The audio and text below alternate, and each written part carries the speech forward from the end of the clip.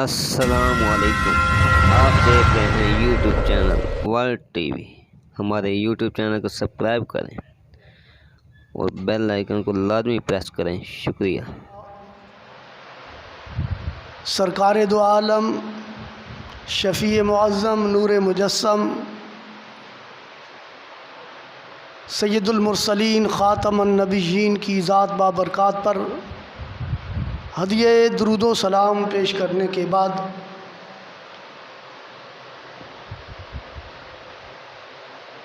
جو آیات مبارکہ تلاوت کرنے کا شرف حاصل کیا ہے، اس کے اندر اللہ کے امتحان، اللہ کی آزمائش کا ذکر ہے۔ ارشاد باری تعالیٰ ہے وَلَنَبْلُوَنَّكُمْ بِشَيْءٍ مِّنَ الْخَوْفِ وَالْجُوعِ۔ اللہ فرماتا ہے ہم تمہیں آزمائیں گے، خوف دے کر، بھوک دے کر، مالوں کی کمی، جانوں کی کمی اور پھلوں کی کمی سے، اور پھر دیکھنا وبشر الصابرین، خوشخبری ہے کہ جو ان تمام چیزوں پر صبر کرنے والے ہیں ان کے لیے خوشخبری ہے کہ الذین اذا اصابتہم مصیبۃ، کہ جو لوگ جن پر اللہ کی طرف سے کوئی مصیبت آتی ہے تو وہ اس پر صبر کرتے ہیں اور یہ کہتے ہیں قالوا انا للہ و انا الیہ راجعون، اور کہتے ہیں کہ ہم اللہ ہی کے لیے ہیں اور اسی کی طرف لوٹ کر جانا ہے۔ حضرت آدم علیہ السلام سے لے کر سرکار دو عالم صلی اللہ علیہ وآلہ وسلم تک 1,00,000 کم و بیش 24,000 پیغمبر رسول جو اللہ نے بھیجے، تمام مخلوقات میں سے سب سے برگزیدہ، سب سے پاک ہستیاں اللہ کو یہ معبود انبیاء کرام کی ذات ہے۔ پوری کائنات میں سے، تمام انسانوں میں سے، کائنات کے تمام انسانوں سے یہ ہستیاں 1,24,000 کم و بیش جو پیغمبر رسول آئے، یہ تمام انسانیت سے اعلیٰ افضل برتر ہے۔ تو سب سے زیادہ اگر ان کی سوانح حیات اٹھا کر دیکھو نا، حضرت آدم علیہ السلام سے لے کر سرکار دو عالم صلی اللہ علیہ وآلہ وسلم کی ذات اقدس تک، تو سب سے زیادہ امتحان ان ہستیوں پر آئے۔ اللہ نے ان پر ہر قسم کے مصائب و آلام نازل فرمائے، ان کو آزمایا، ان کے امتحان لیے۔ سیدنا ابراہیم خلیل اللہ علیہ السلام کی سوانح حیات اٹھا کر دیکھو کہ سیدنا ابراہیم خلیل اللہ علیہ السلام کا دنیا پر آنا یہ بھی امتحان تھا، آپ کا بچپن یہ بھی امتحان تھا، آپ کی جوانی یہ بھی امتحان تھی، آپ کا بڑھیپا یہ بھی امتحان تھا۔ زندگی کا ہر لمحہ ابراہیم خلیل اللہ علیہ السلام کا امتحانات کے اندر گزرا۔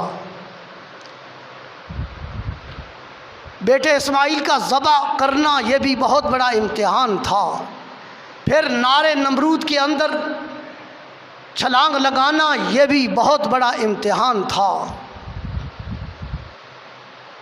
اور انبیاء کرام علیہ السلام کے آگے چلیں، اگر ایک ایک کی سوانح حیات کو بیان کیا جائے تو ہم بیان نہیں کر سکتے کہ اللہ نے اپنے نبیوں، پیغمبروں، رسولوں پر کس طرح امتحان لیے۔ آؤ سیدنا ایوب علیہ السلام کی سوانح حیات اٹھا کر دیکھو، ان کی سوانح حیات سننے سے انسان کا جسم لرز جاتا ہے کہ ان پر اللہ کی طرف سے کتنے امتحان آئے، کتنی مصیبتیں آئیں۔ حضرت ایوب علیہ السلام، ان کو اللہ نے بہت بڑی نعمتوں سے نوازا تھا۔ 40,000 بکریوں کا ریوڑ ایوب علیہ السلام کا تھا، 40 باغات ایوب علیہ السلام کے تھے، اور 400 غلام آپ کے تابع تھے، آپ کی 12 بیٹے تھے۔ اللہ نے آپ کو بہت بڑا نعمتوں سے نوازا۔ آخر اللہ نے ایک دن ایک فرشتے کو اپنے پیغمبر ایوب علیہ السلام کی طرف بھیجا۔ فرشتے حاضر خدمت ہوئے اللہ کا پیغام لے کر، اللہ کا پیغام لے کر کہ ایوب علیہ السلام، اللہ تمہیں پیغام دے رہا ہے کہ اب تم امتحان کے لیے تیار ہو جاؤ، اب میں تمہارا امتحان لینا چاہتا ہوں۔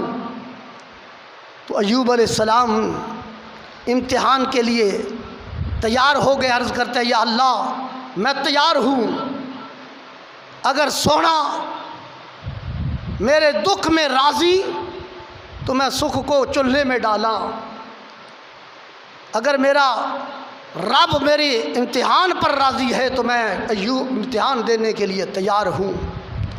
چند دن گزرے، ایک غلام دوڑتا ہوا حاضر خدمت ہوا، آ کر عرض کرتا ہے اے ایوب علیہ السلام، دریا کی طغیانی آئی، آپ کے سارے ریوڑ کو اڑا کر لے گئی، اپنے اندر بہا کر لے گئی۔ 40,000 کا ریوڑ وہ سارا دریا کے اندر غرق ہو گیا۔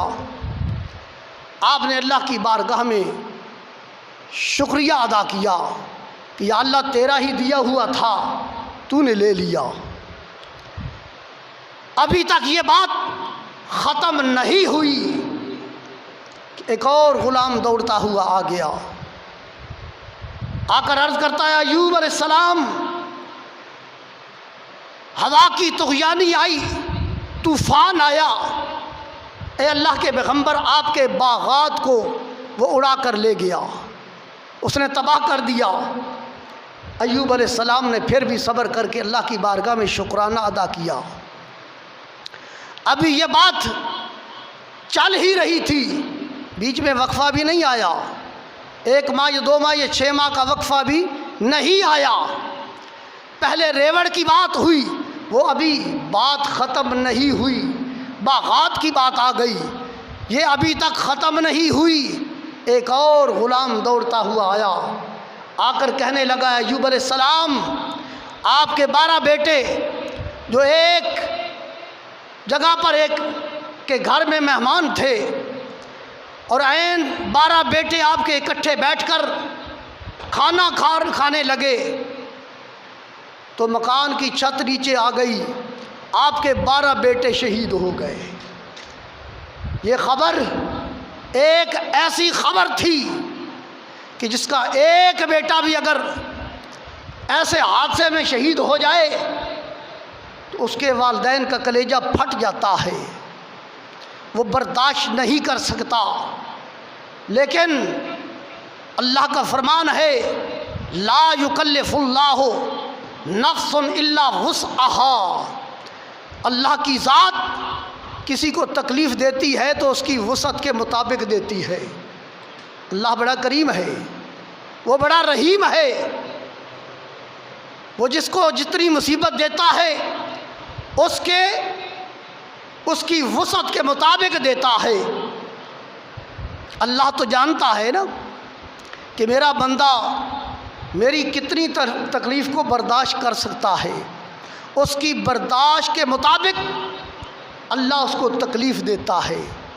تو چونکہ ایوب علیہ السلام اللہ کے پیغمبر تھے، اللہ کو پتہ تھا، اپنے پیغمبر کا پتہ تھا کہ میرے پیغمبر میں کتنا حوصلہ ہے، کتنی ہمت ہے، کتنی وسعت ہے برداشت کی۔ تو جب بیٹوں کی خبر سنی، بیٹا ایک بھی نہیں، دو بھی نہیں، تین بھی نہیں، بلکہ 12 ہی بیٹے تھے، اور 12 ہی اکٹھے بیٹوں کی خبر آئی کہ ایوب تیرے 12 بیٹے ہی شہید ہو گئے۔ ایوب علیہ السلام نے صبر کیا، اللہ کی بارگاہ میں شکریہ ادا کیا، یا اللہ تو ہی نہیں دیے تھے، تو ہی نہیں لے لیے، وہ تیرا ہی مال تھا، تو نے لے لیا مجھ سے، مجھے تو چند عرصے کے لیے کچھ امانت کے طور پر دیے تھے، وہ یا اللہ تو نے اپنی امانت واپس لے لی، شکریہ ادا کیا۔ ابھی امتحان ختم نہیں ہوا اللہ کے پیغمبر کا، ابھی امتحان ختم نہیں ہوا کہ آپ کے جسم میں زخم آ گئے، آپ کے جسم میں کیڑے پڑ گئے، لوگوں نے اپنے شہر سے ایوب کو نکال دیا کہ آپ کے جسم سے کیڑے آتے تھے، کیڑے جسم میں پھیل گئے، آپ کے جسم کے ٹکڑے، بوٹیاں الگ ہو کر جسم سے نیچے گرنے لگی۔ شہر والوں نے گھر اپنے شہر سے نکال دیا۔ جب وہ زخم، وہ کیڑا پورے جسم میں پھیل گیا اور پورے جسم سے سرایت کرتا ہوا جب زبان تک پہنچا، تو اللہ کے پیغمبر اب اللہ کی بارگاہ میں ایک محبت بھرا انداز کے ساتھ، ایک پیار بھرے انداز کے ساتھ، شکوہ نہیں بلکہ محبت بھرے انداز سے رب کی بارگاہ میں عرض کرتے ہیں، یا اللہ میرے 40,000 ریوڑ کی میں نے خبر سنی، یا اللہ میں نے صبر کیا، میرے 40 باغات کے تباہ ہونے کی بات ہوئی، میں نے خبر سنی، یا اللہ میں نے صبر کیا، میرے 12 بیٹوں کی شہادت کی خبر ملی، میں نے صبر کیا، میرے جسم کی بوٹیاں جسم سے الگ ہو کر زمین پر گرنے لگی، میں نے صبر کیا، لوگوں نے شہر سے نکال دیا، میں نے صبر کیا، یا اللہ اب تیری بارگاہ میں میرا شکوہ نہیں ہے، ہم پر کوئی مصیبت آ جائے، کوئی معمولی سی مصیبت آ جائے تو ہماری برداشت صرف اتنی ہے کہ ہم اللہ کی بارگاہ میں یہ شکوہ کرنے لگ جاتے ہیں، یا اللہ کیا یہ مصیبت میرے لیے ہی آپ نے بھیجی ہے، اور کوئی نہیں ہے جس کو آپ یہ مصیبت دے، یا اللہ کیا یہ مصیبت میرے لیے بنائی ہے، یہ تکلیف میرے لیے بنائی ہے، یہ شکوہ ہے، یہ رب کی بارگاہ میں شکوہ ہے۔ لیکن آؤ اللہ کے پیغمبر نے عرض کی، یا اللہ میرا 40,000 کا ریوڑ تباہ ہو گیا، میں نے بات نہیں کی، شکوہ نہیں کیا، 40 باغات اجڑ گئے، میں نے شکوہ نہیں کیا، میرے 12 بیٹے شہید ہوئے، شکوہ نہیں کیا، جسم کے ٹکڑے بوٹیاں الگ ہو گئیں، شکوہ نہیں کیا، شہر سے لوگوں نے نکال دیا، شکوہ نہیں کیا، لیکن یا اللہ اب یہ کیڑا میری زبان پر پہنچ رہا ہے، اب تیری بارگاہ میں ایک التجا ہے، یا اللہ شکوہ نہیں التجا ہے، اس زبان کو اس کیڑے سے محفوظ رکھ۔ کیوں؟ اپنی ذات کے لیے نہیں، میں نے اپنے جسم کو پورے جسم سے سرایت کر کے، یہ کیڑا آ رہا ہے، پورے جسم کو کھا کر آ رہا ہے، یا اللہ میں نے تیری بارگاہ میں اس کا شکوہ نہیں کیا، نہیں کچھ بات کی، اب شکوہ نہیں، ایک التجا کر رہا ہوں کہ یا اللہ اس زبان کو اس کیڑے سے محفوظ رکھ، اس لیے کہ یا اللہ اس زبان سے میں تیرا نام لیتا ہوں، اس زبان سے میں تیرا نام لیتا ہوں، اگر اس زبان کو بھی کیڑا کھا گیا تو میں آپ کا نام کیسے لوں گا، اس سے میں تیرا ذکر کرتا ہوں، یا اللہ اس زبان کو محفوظ رکھ۔ تو میں بات عرض کر رہا تھا، وَلَنَبْلُوَنَّكُمْ بِشَيْءٍ مِّنَ الْخَوْفِ وَالْجُوعِ وَنَقْصٍ مِّنَ الْأَمْوَالِ وَالْأَنفُسِ وَالثَّمَرَاتِ، یہ امتحان ہے، اللہ اپنے نیک لوگوں پر ہی ڈالتا ہے۔ ہمارے ذہنوں میں ایک بات آتی ہے، کسی پر کوئی مصیبت آ جائے تکلیف آ جائے، ہم کہتے ہیں یہ بڑا گنہگار ہوگا، یہ گناہوں کی وجہ سے اس پر یہ اللہ کی طرف سے آفت آ گئی، زمینی آئی یا آسمانی آئی، کوئی بھی آفات و بلیات میں اگر کوئی مبتلا ہو جائے تو ہم کہتے ہیں کہ اس نے کوئی بڑا گناہ کیا ہوگا، اس گناہ کی پکڑ میں یہ آ گیا ہوگا۔ نہ، ایسا ہرگز نہ کہو۔ ہم تو کہتے ہیں جس پر کوئی اللہ کی طرف سے مصیبت آتی ہے، تکلیف آتی ہے، تو اللہ کا اس پر کرم ہوتا ہے۔ کیوں؟ اس کے اللہ گناہوں کو معاف کرنے کا ایک سبب بنایا ہے، بشرطے کہ وہ صبر کرے۔ اگر صبر کرے گا تو یقیناً اس کے گناہوں کا کفارہ بن جائے گا، اگر صبر نہیں کرے گا تو اللہ کریم اسے اور مصیبتوں میں مبتلا کر دے گا۔ تو بات یہ ہے کہ اللہ اپنے نیک بندوں پر ہی مصیبتیں ڈالتا ہے، تکلیفیں نیک بندوں کو ہی دیتا ہے۔ تو سامعین محترم، یہ امتحان آؤ میرے کریم آقا علیہ الصلوۃ والسلام، کون ذات جو سید الانبیاء ہے، امام الانبیاء ہے، حبیب خدا ہے، اور وہ ذات جس نے اپنے سر کی آنکھوں سے عرش معلیٰ پر اللہ کا دیدار کیا، سر کی آنکھوں سے۔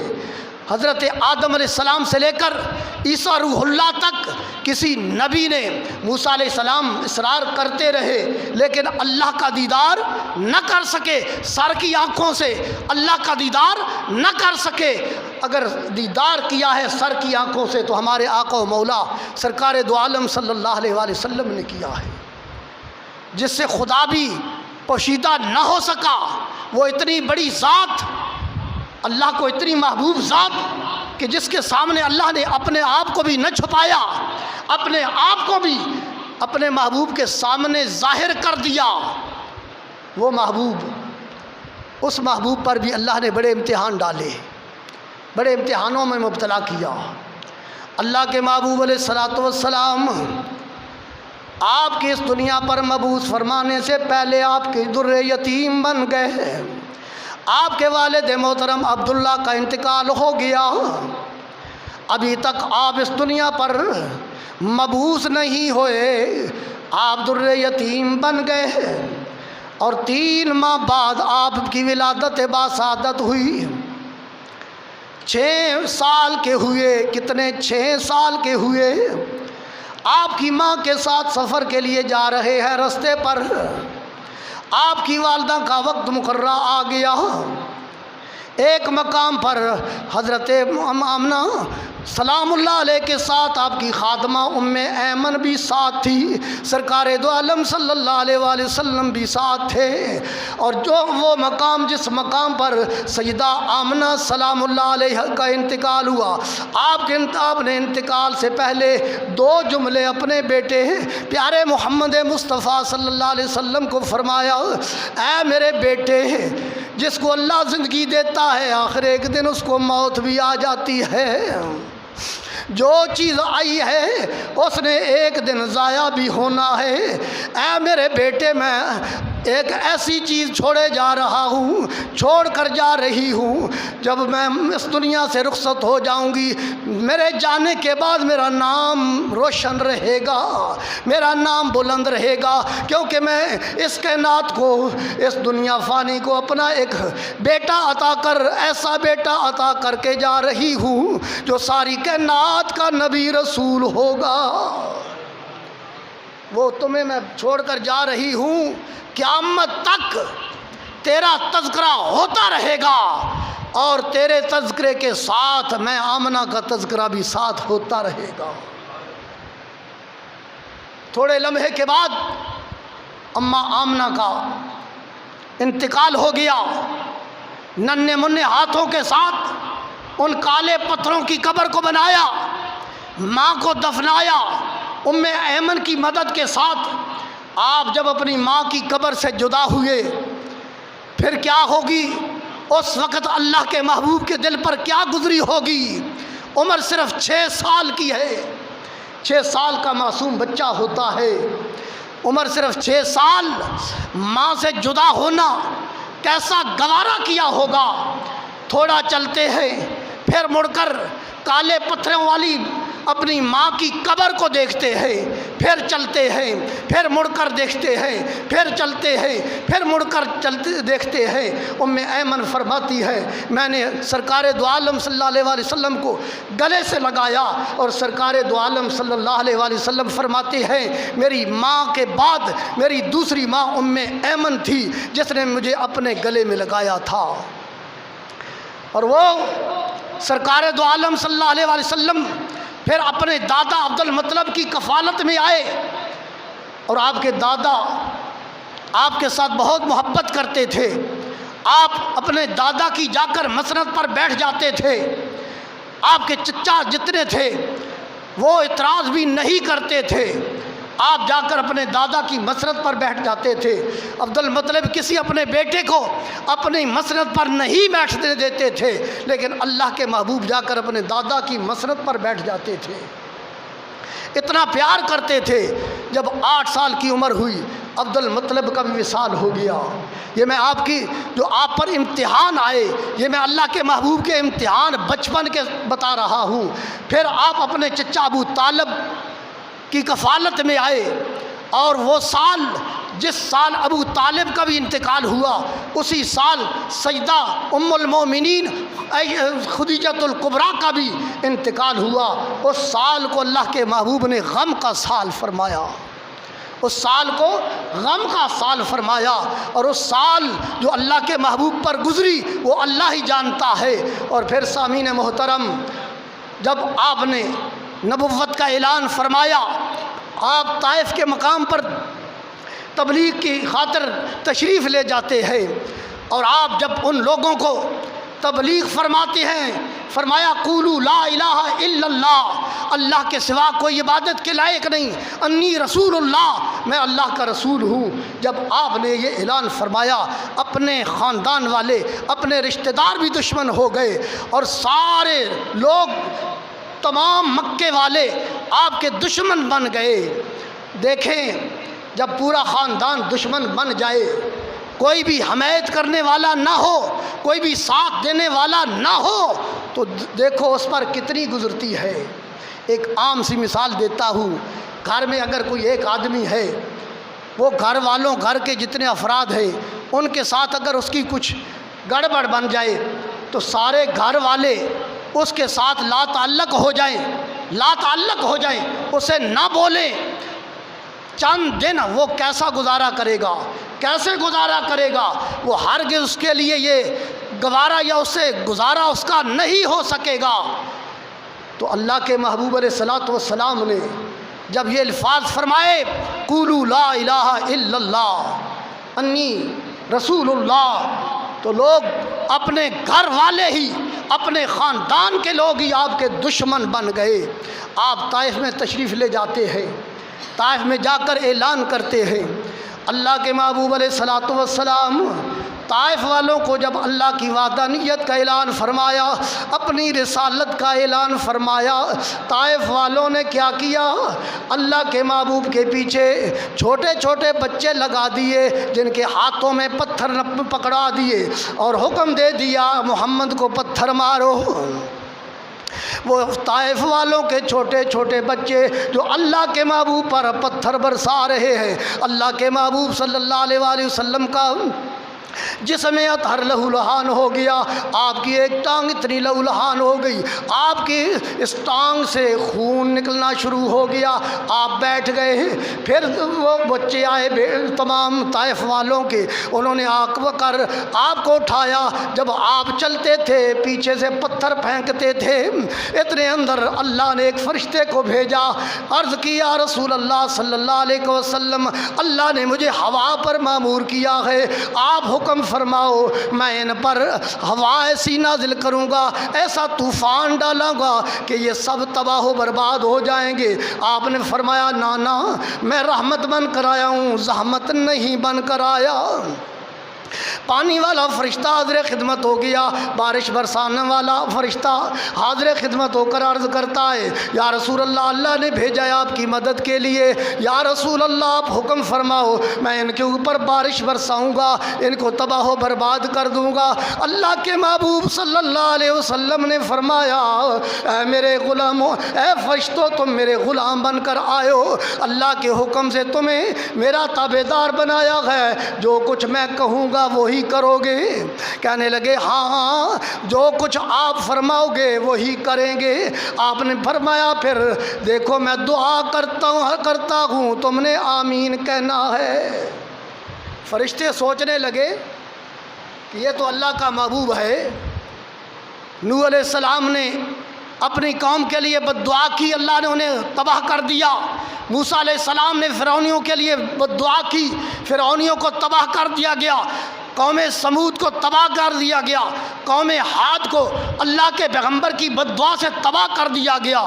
یہ تو اللہ کے محبوب ہے، ان کی زبان سے تو الفاظ بد دعا کے نکلنے کی دیر ہے، یہ بستی تباہ ہو جائے گی۔ فرشتے تو سوچ رہے تھے کہ اللہ کا محبوب بد دعا فرمائے گا، لیکن اللہ کے محبوب نے فرمایا میں دعا کروں گا، تم نے آمین کہنی ہے۔ اللہ کے محبوب صلی اللہ علیہ وآلہ وسلم اپنے ید اللہ والے گورے گورے ہاتھوں کو اٹھا کر اللہ کی بارگاہ میں دعا فرماتے ہیں یا اللہ ان کو ہدایت عطا فرما، یہ مجھے جانتے نہیں، یہ مجھے پہچانتے نہیں۔ آپ نے دعا فرمائی، فرشتوں نے آمین کہی۔ جب دعا مکمل ہوئی، فرشتوں نے عرض کی یا رسول اللہ، ہم تو ہر نبی کی بارگاہ میں حاضر ہوئے ہیں، ہر نبی نے اپنی نافرمان قوم کے لیے بد دعا کی ہے، اللہ نے ان کو تباہ کیا، انہوں نے آپ کو اتنی تکلیف دی ہے، آپ پر پتھر برسائے ہیں، اور آپ ان کی ہدایت کے لیے دعا فرما رہے ہیں۔ تو اللہ کے محبوب علیہ الصلوۃ والسلام نے فرمایا کہ اللہ نے مجھے تو وما ارسلناک الا رحمۃ للعالمین، اللہ نے مجھے رحمت للعالمین بنا کر بھیجا ہے۔ تو سامعین محترم، یہ بات عرض کر رہا تھا کہ اللہ آزماتا ہے، امتحان لیتا ہے اپنے نیک بندوں سے۔ ایوب علیہ السلام کا بہت بڑا امتحان تھا، اللہ کی بارگاہ میں صبر کر کے کامیاب ہوئے، جنہوں نے صبر کیا وہ کامیاب ہو گئے۔ سرکار دو عالم صلی اللہ علیہ وآلہ وسلم نے آپ کے پشت پر اوجری پھینکی گئی، آپ پر پتھر برسائے گئے، آپ کے رستے پر کانٹے بچھائے گئے، آپ کی رستے پر ٹوئے کھاٹے گئے، کتنی کتنی تکلیفیں ہوئیں، آپ کے گلے میں رسی ڈال کر سرکار دو عالم صلی اللہ علیہ وآلہ وسلم کو گھسیٹا گیا، کتنی کتنی تکلیفیں کافروں نے دی، لیکن صبر کیا تو کامیاب ہو گئے۔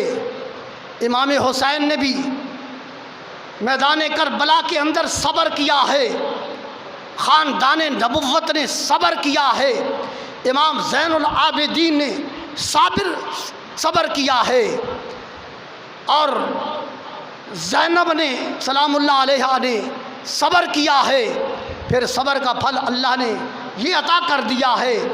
آج امام حسین کا نام روشن ہے، قیامت تک امام حسین کا نام روشن رہے گا۔ یزید ختم ہو گیا، یزید ختم ہو گیا، قیامت تک اس کا نام لینے والا نہیں ہوگا، اس پر قیامت تک لعنت ہی برستی رہے گی۔ تو یہ ہے صبر کا مقام۔ تو اللہ رب العزت اس لیے فرماتا ہے ان اللہ مع الصابرین، میں صبر کرنے والوں کے ساتھ ہوں۔ اللہ کریم ہمیں آل بیت اطہار کے ساتھ سچی اور پکی محبت نصیب فرمائے۔ اللہ کریم ان کے نورانی نقش قدم پر چلنے کی توفیق عطا فرمائے۔ وآخر دعوانا ان الحمد للہ رب العالمین۔